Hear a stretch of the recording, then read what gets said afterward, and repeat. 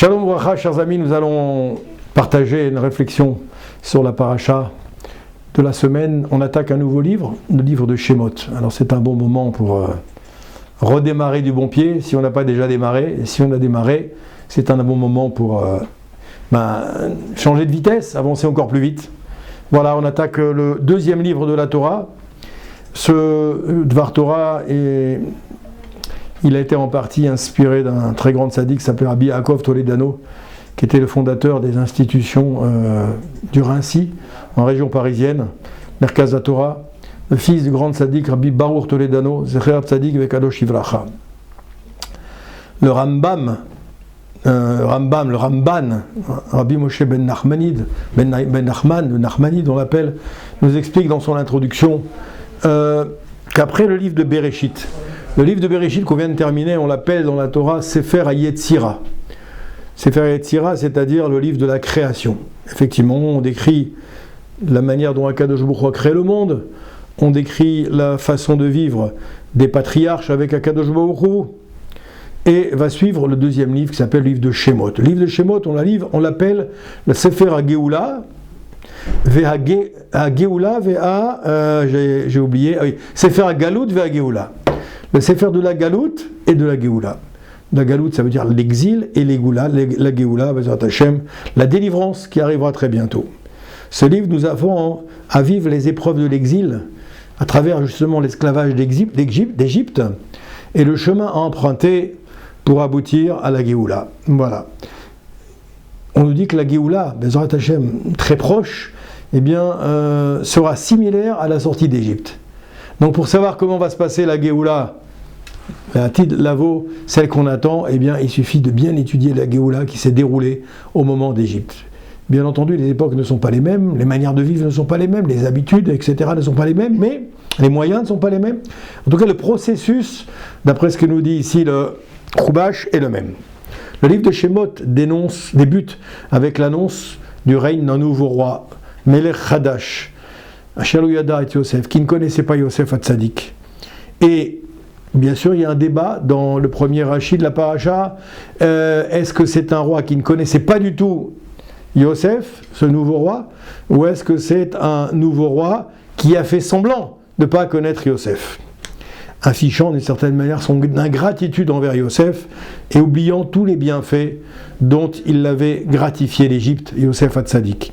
Le Midrash nous enseigne que ce nouveau roi, il a commencé à servir durement les Bnei Israël, des parech, avec beaucoup de difficultés, de dureté, lorsque tous les frères de Yosef sont morts. Donc il a attendu que la famille de Yosef ait quitté ce monde pour commencer à servir de manière extrêmement forte les Bnei Israël. Le Rav Toledano nous en donne la raison.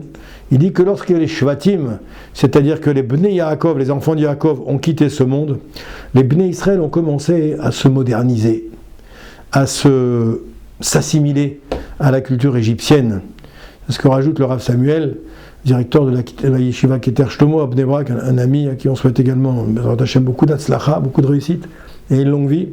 Il dit que, si je me souviens bien, il dit effectivement que le peuple hébreu, à ce moment-là, s'est modernisé, s'est assimilé à la culture égyptienne, et espérant d'une certaine manière s'attirer les faveurs des dirigeants de l'Égypte en s'assimilant. Et c'est l'effet inverse qui s'est produit comme toujours. Ce rapprochement, il a occasionné une recrudescence de l'antisémitisme, des décrets de plus en plus violents, des décrets terribles qui ont frappé le peuple juif. Ils se sont multipliés. Et on voit que ce schéma, à chaque fois, tout au cours de l'histoire, ce schéma se reproduit de la même manière. À chaque fois que nous avons été tentés de nous assimiler, à chaque fois que nous avons été tentés de vouloir ressembler aux autres et de nous fondre dans la masse, pensant bénéficier d'un traitement de faveur et d'une acceptation finalement des peuples auxquels nous étions mélangés, on a obtenu exactement le contraire. Le juif n'est respecté par les nations que lorsqu'il se respecte lui-même, que lorsqu'il respecte sa spécificité, que lorsqu'il respecte son mode de vie, ses coutumes. Oui. que lorsqu'il respecte sa spécificité dans la pratique de la Torah et des mitzvot, comme Yosef Hatzadik. Yosef, malgré sa position de vice-roi d'Égypte, vous imaginez sa position, il n'a pas hésité une seule seconde à clamer l'unicité d'Akadosh Baruch Hu face au pharaon qui se considérait comme une divinité. Oui. Le concept est le suivant. Celui qui trouve grâce aux yeux d'Hachem, eh bien, il trouve grâce aux yeux des hommes. C'est un grand principe. D'accord ? Si tu trouves grâce aux yeux d'Akadosh Baruch Hu, alors Akadosh Baruch Hu, alors tu auras également, tu vas trouver grâce aux yeux des hommes. Le premier décret de Pharaon, c'est la mort de tous les premiers-nés mâles. Et il se fit sur le conseil de qui ? Des astrologues.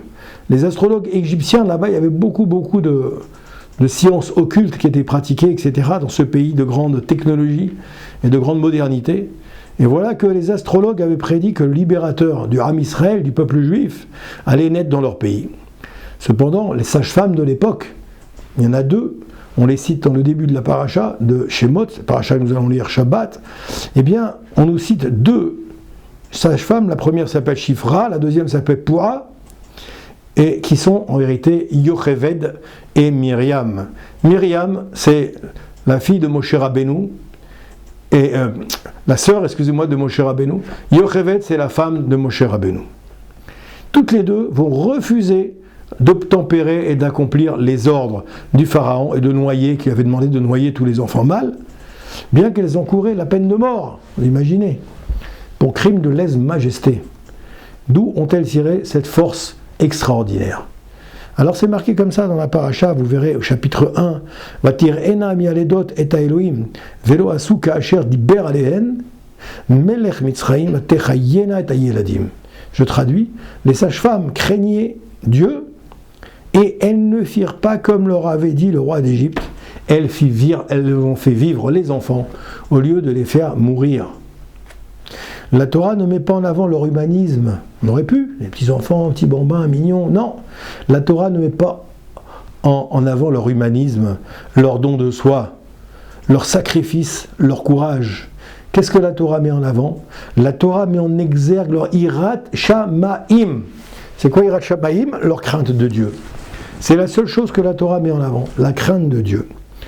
Rabbi Yaakov Toledano, il souligne l'importance de cette vertu. C'est marqué là-bas, dans Parashat Shemot. Il a dit comme ça, le salaire de la Hirat Shamaim. C'est quoi le salaire de ceux qui craignent Dieu? Eh bien, il dit, ce fut parce que les sages-femmes craignaient Dieu qu'il leur fit des maisons. Quel type de maison Akadosh Baruch Hu a fait aux femmes qui craignaient Dieu? Rashi commente, Bate Keuna ou Bate Levia. Voilà le cadeau, la récompense pour les femmes qui, au péril de leur vie, ont décidé de laisser vivre les enfants mâles, de ne pas les tuer comme ça leur avait été demandé.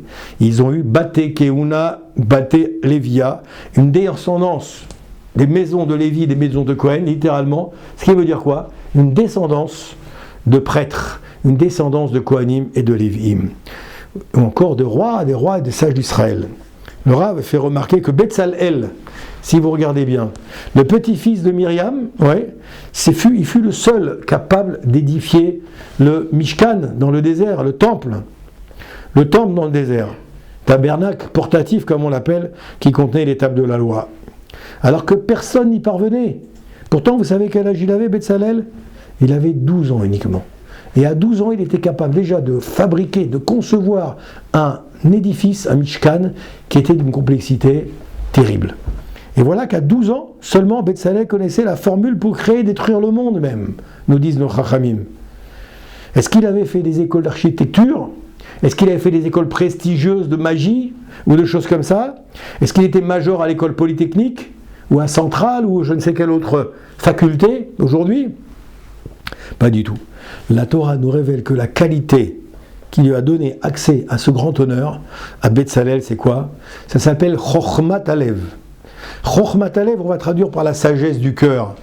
La sagesse du cœur. Étant donné que, dès son jeune âge, eh bien, force est d'admettre qu'il a dû recevoir cet héritage dès sa naissance. Pourquoi? Parce qu'à 12 ans, c'est encore un jeune homme, vous imaginez. Toutes ces acquisitions, il ne les a pas fait de lui-même parce qu'il n'a pas encore eu le temps d'acquérir des connaissances et de la science et de la spiritualité et de la Torah, etc. C'est grâce à la crainte d'Hachem dont avait fait preuve sa grand-mère Myriam, oui, Myriam, qu'il bénéficia de ce don unique. Vous comprenez un petit peu comment ça se passe? Il en va de même pour Moshe Rabbeinu. Moshe Rabbeinu, qui est le fils de Yocheved, d'accord? Eh bien, lorsqu'il est né, une lumière, c'est marqué, a envahi la maison du maître de la génération. Une lumière. Une lumière. Le maître de la génération, c'est Amram, c'était le père de Moshe Rabbeinu. Qu'est-ce qu'il avait fait pour mériter une telle manifestation? Eh bien, c'est marqué ici.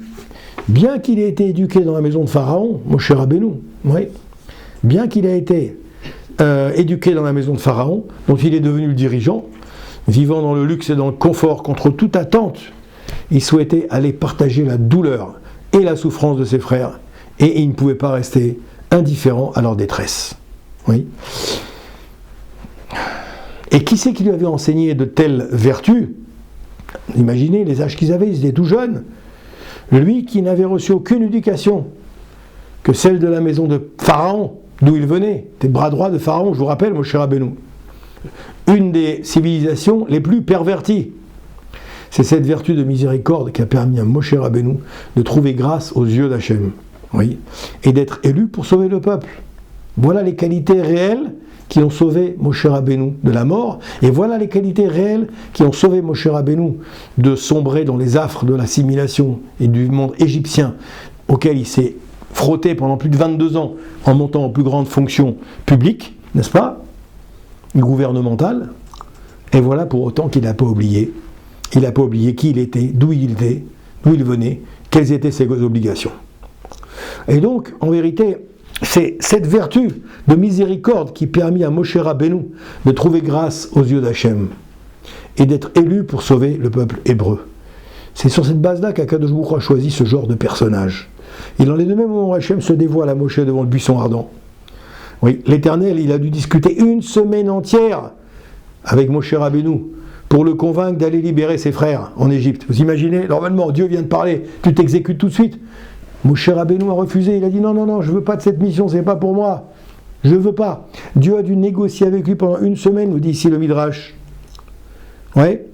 Moshe Rabbeinu ne voulait pas prendre la place de son frère aîné, qui s'appelait Aaron HaKohen. C'est la raison pour laquelle il refusait la mission de Moshe Rabbeinu. Aaron HaKohen était âgé de plus de 3 ans. 3 ans de plus que lui. Aaron était le prophète le plus grand d'Égypte. Et préférait le voir honoré de ce titre. Voilà. Le Rav Yitzhak Yeshurun, il dit au nom de Rav Gedalia, Eisenman, il lui dit comme ça, qui était le mashgiar de la prestigieuse yeshiva de l'Ekoud, de Kol Torah, à Jérusalem, ouais. Eh bien, il soulève une question, il dit, Moshe a tenu tête à Hachem. Moshe a tenu tête à Hachem pour ne pas occasionner, quoi, de la peine à son frère aîné. Mais à quoi il pensait, Moshe Rabbeinu? J'ai un frère aîné, il ne faut surtout pas que je le peine. Mais la douleur d'un homme, est-ce qu'elle vaut plus que celle d'1,2 million personnes qui attendaient d'être délivrées de l'esclavage au bout de 110 années d'esclavage? La réponse de Rav Gedalia est aussi merveilleuse que la question. C'est quoi? C'est la Géoula. La délivrance se doit d'être pleine. La Géoula doit être shlema, c'est-à-dire qu'elle ne doit léser aucune personne. Tu ne peux pas faire une mitzvah sur le dos de quelqu'un d'autre. Tu ne peux pas faire une bonne action sur le dos d'un ami qui te demande de le faire. C'est pas possible. Moshe Rabbeinu, c'était l'archétype de l'humilité, l'archétype de la nava. Il lui était inconcevable de bafouer son prochain et de lui prendre sa place. Le Talmud nous confirme. Il nous dit que l'une des 48 vertus qui permet d'acquérir la Torah, la sagesse, vous savez, dans les Pirkei Avot, une des dernières Mishnah, on nous dit qu'il faut 48 qualités humaines pour acquérir la Torah. Eh bien, on nous dit ici, pour être l'acteur de la Géoula, on nous dit qu'une des 48 vertus qui permettent d'acquérir la sagesse de la Torah, ça consiste en quoi? À connaître sa place. Celui qui connaît sa place, mais qui prime pas, qui ne va pas briguer la place de l'autre, celui qui connaît sa place, qui sait que là où il est, c'est là où Hachem l'a envoyé, pour faire la mission pour laquelle il est venu dans ce monde, alors celui-là va être heureux toute sa vie. Alors celui qui est toujours en train de regarder à droite, à gauche, son frère, sa soeur, son oncle, sa tante, ses cousins, ses cousines, alors il n'est jamais heureux. Il n'est jamais heureux. D'accord ? Donc c'est ce qu'il nous dit ici. Il nous dit ici que, en vérité, que voilà, Moshe Rabbeinu, il a accédé à un haut poste, d'accord, à un poste qui était beaucoup plus haut que celui de son frère. Et donc, en vérité, on voit ici que qu'est-ce qui a motivé finalement Moshe Rabbeinu à accepter cette mission. Pourquoi ? Voilà, parce que je vous ai dit juste avant, excusez-moi, j'avais perdu le fil, l'une des 48 qualités morales pour acquérir la Torah, c'est quoi ? C'est, en vérité, ça consiste à connaître sa place. Et pour être l'acteur de la Géoula, Moshe ne pouvait pas blesser son frère. C'est pas parce que je vais libérer les bénis Israël d'Égypte que je dois blesser tout le monde et faire attention à personne. C'est pourquoi il a refusé une semaine durant d'obtempérer à l'ordre d'Hachem. À la finale, il va accepter parce qu'il va donner des garanties à Hachem, et Hachem va comprendre qu'il a bien compris de quoi on parlait. Qu'est-ce qui motiva finalement Moshe Rabbeinu à accepter la mission ? Le Talmud nous rapporte les arguments qui ont convaincu. Le premier, c'est la particularité d'Aaron d'être Ohev Shalom vers Odev Shalom. Aaron à Cohen, son frère aîné de 3 ans, il cherchait toujours le shalom. Il recherchait le shalom. Il se réjouit du bien et du bonheur des autres constamment. Et donc, fatalement, Hachem, il a certifié à Moshe que son frère serait heureux, que ce soit lui qui accomplisse cette merveilleuse mitzvah. C'est ce qui est écrit là-bas dans les Teilim, dans Shemot, au chapitre 4, un petit peu avant. C'est marqué là-bas, Aaron, Samach Belibo. Et Aaron, il s'est réjoui dans son cœur. Qu'est-ce que ça signifie, il s'est réjoui dans son cœur ? Lorsqu'une personne accède à un haut poste, en général, beaucoup de leurs connaissances semblent être contentes. On vient de féliciter Razak, tout le monde te dit Razak. Mais, en vérité, est-ce que ces personnes, elles sont vraiment sincères ? D'accord ? On dit ici que, en réalité, peut-être que c'est que diplomatique, c'est qu'extérieur, ces remerciements. Mais qu'à l'intérieur, on a de la jalousie, de la kin'a. Parce que pourquoi elle a eu cette place ? Pourquoi il a eu cette place ? Pourquoi il fait ce travail ? Pourquoi elle fait ce travail ? Pourquoi moi je ne l'ai pas ? Je ne suis pas moins bête. Je ne suis pas moins intelligent. Oui ? Donc c'est comme ça. Souvent les personnes envient dans leur cœur que un tel ou un tel il ait réussi comme ci ou comme ça. Alors seulement tu dis Baruch Hashem, Chazak ou Baruch, je suis heureux pour toi, mais est-ce que tu le penses vraiment ? C'est pas évident. C'est pas évident. Donc elles l'envient dans leur cœur. Et on voit que rares sont les êtres à savoir se réjouir du bien du prochain. En général, on voit toujours que son prochain, il se casse la figure. Quand il casse pas la figure, on dit, écoute, va pas trop vite, reste tranquille. D'accord ? Donc on se réjouit toujours du bien du prochain. Enfin, plus exactement, rares sont les personnes qui vont se réjouir des biens du prochain, comme Aaron à Cohen. Lorsque Moshe a compris qu'Aaron, il serait pleinement heureux, il accepta de libérer le peuple juif. Alors Moshe resta constant dans son humilité. Ouais. Il désirait pas prendre la place d'un autre. Et Aaron, lui, il restait fidèle à sa vertu d'aimer la paix et de poursuivre la paix. Il se réjouit ici du bonheur des autres. Et donc la délivrance est trouvée maintenant, enfin, un terrain propice à sa réalisation. Bezrat Hashem, Shabbat Shalom, Racha ve'Hatzlacha.